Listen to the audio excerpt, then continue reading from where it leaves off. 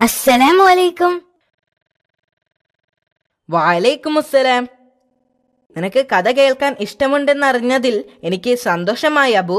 അതെ എങ്കിൽ എനിക്ക് കഥ കേൾക്കാൻ വളരെയധികം ഇഷ്ടമാണ്. ഇൻഷാ അല്ലാഹ്, ഞാൻ ഇന്ന് ഹംസ ബിൻ അബ്ദുൽ മുത്തലിബ് റളിയല്ലാഹു അൻഹുവിന്റെ ബാക്കി കഥ പറയാം.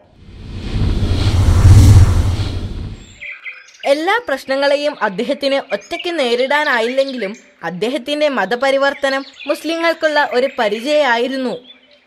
ഹംസ റളിയല്ലാഹു അൻഹുവിന്റെ പരിവർത്തനത്തെ അല്ലാഹു സുബ്ഹാനഹു വ തആല വളരെയധികം പിന്തുണച്ചു. ഇസ്ലാമിലേക്ക് വരുന്നവർക്കുള്ള ആദ്യ പ്രചോദനം ഹംസ റളിയല്ലാഹു അൻഹു ആയിരുന്നു. രണ്ടാമതായി പ്രചോദനം ലഭിച്ചിരുന്നത് ഉമർ ഇബ്നുൽ ഖത്താബ് റളിയല്ലാഹു അൻഹുവിൽ നിന്നായിരുന്നു.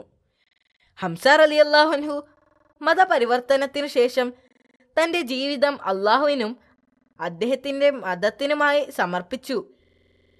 അദ്ദേഹത്തെക്കുറിച്ച് പ്രവാചകൻ ബഹുമാനപൂർവം ഇങ്ങനെ പറയുമായിരുന്നു: അള്ളാഹുവിൻ്റെ സിംഹവും അവൻ്റെ ദൂതനും.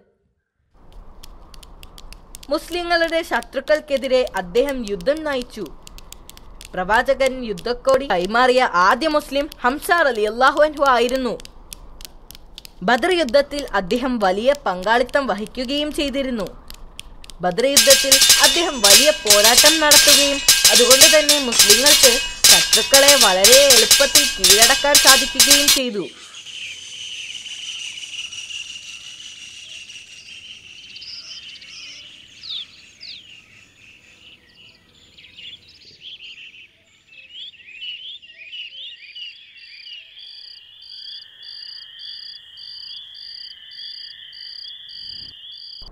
യുദ്ധത്തിൽ പരിക്കേറ്റ ഖുറൈശികൾ യുദ്ധരംഗത്ത് നിന്നും നിരാശയോടെ മക്കയിലേക്ക് പോയി.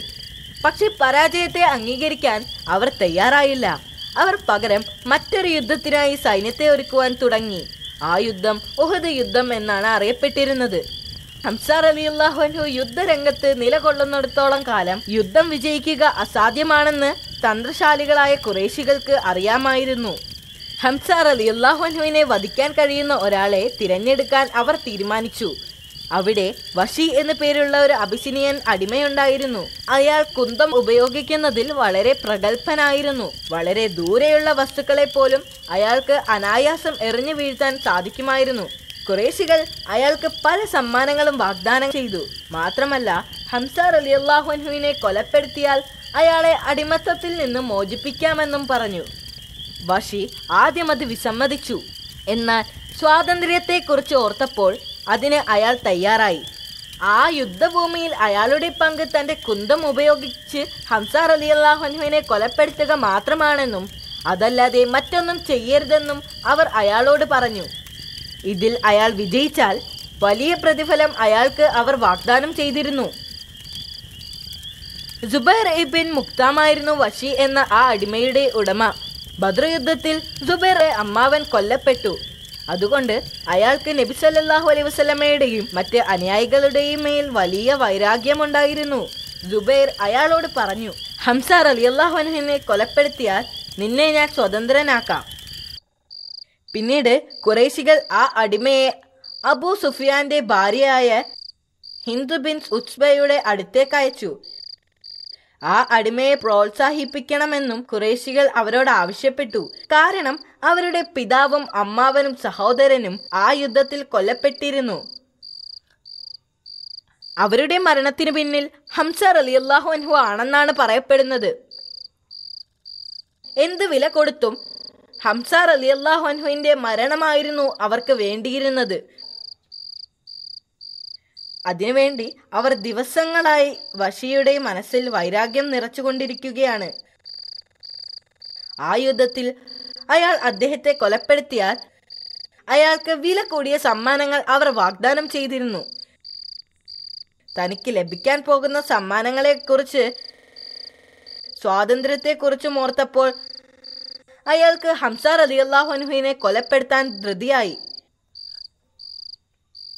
അങ്ങനെ ഉഹദ് യുദ്ധത്തിൽ രണ്ട് സൈന്യങ്ങളും പരസ്പരം ഏറ്റുമുട്ടി. കയ്യിൽ വാളുമായി ഹംസ റളിയല്ലാഹു അൻഹു യുദ്ധക്കളത്തിൽ മുന്നിൽ തന്നെ ഉണ്ടായിരുന്നു. അദ്ദേഹം യുദ്ധക്കളത്തിൽ ഒരു സിംഹത്തെ പോലെ ആയിരുന്നു. ആവേശത്തോടെ അദ്ദേഹം മുന്നോട്ട് കുതിച്ചു. അദ്ദേഹം എല്ലായിടത്തും പറന്നെത്തി. ഖുറൈശികളെ തോൽപ്പിക്കുന്നത് വരെ യുദ്ധത്തിൽ പോരാടി വിജയം കൈവരിക്കുക എന്നായിരുന്നു മുസ്ലിങ്ങളുടെ ലക്ഷ്യം. അപ്പോൾ മുസ്ലിങ്ങൾക്കെതിരെ ഖുറൈശികൾ പിന്നിൽ നിന്നൊരു അപ്രതീക്ഷിത ആക്രമണത്തിന് പദ്ധതിയിട്ടു. ഖുറൈശികൾ പിന്മാറുന്നത് കണ്ടപ്പോൾ മുസ്ലിം സൈന്യം അവിടെ ചിതറിക്കിടന്ന ആയുധങ്ങളും എടുത്ത് മുന്നോട്ട് നീങ്ങി. പിന്നീട് യുദ്ധം വളരെ അക്രമാസക്തമായി. ഇത് കണ്ടപ്പോൾ അദ്ദേഹം തന്റെ യുദ്ധമുറകളും ശക്തിയും ഇരട്ടിയാക്കി പ്രവർത്തിച്ചു. ഇതിനിടയിൽ വശീഖ് യുദ്ധത്തിൽ പങ്കെടുക്കാതെ ദൂരെ മാറി നിന്ന് ഹംസ റളിയല്ലാഹു അൻഹുവിനെ നിരീക്ഷിക്കുകയായിരുന്നു. ജനക്കൂട്ടത്തിനിടയിൽ ഒരു വലിയ ഒട്ടകത്തെ പോലെ ഹംസ റളിയല്ലാഹു അൻഹു നിൽക്കുന്നത് അയാൾ കണ്ടു. അദ്ദേഹം അടുത്തേക്ക് വരുന്നത് കാത്ത് അയാൾ ഒരു മരത്തിന് പിന്നിൽ മറഞ്ഞിരുന്നു.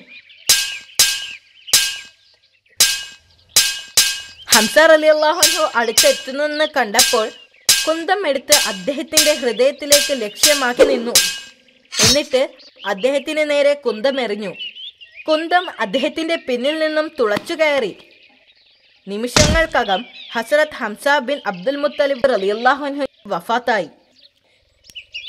പിന്നീട് ആ അടിമ അടുത്തു ചെന്ന് കുന്തം പിടിച്ച് യുദ്ധക്കളത്തിൽ നിന്ന് സാവധാനം നടന്നു.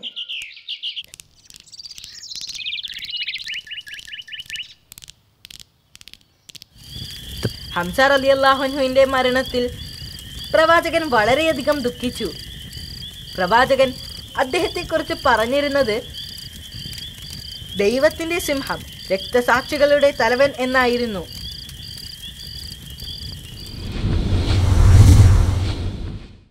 കഥ ഇഷ്ടപ്പെട്ടതിൽ സന്തോഷം. മാഷാ അല്ലാ, നല്ല രസകരമായ കഥയായിരുന്നു. നാളെ മറ്റൊരു കഥ പറഞ്ഞു തരാമോ? തീർച്ചയായും നാളെ മറ്റൊരു സഹാബിയുടെ കഥ പറഞ്ഞു തരാം. Good bye. Good bye.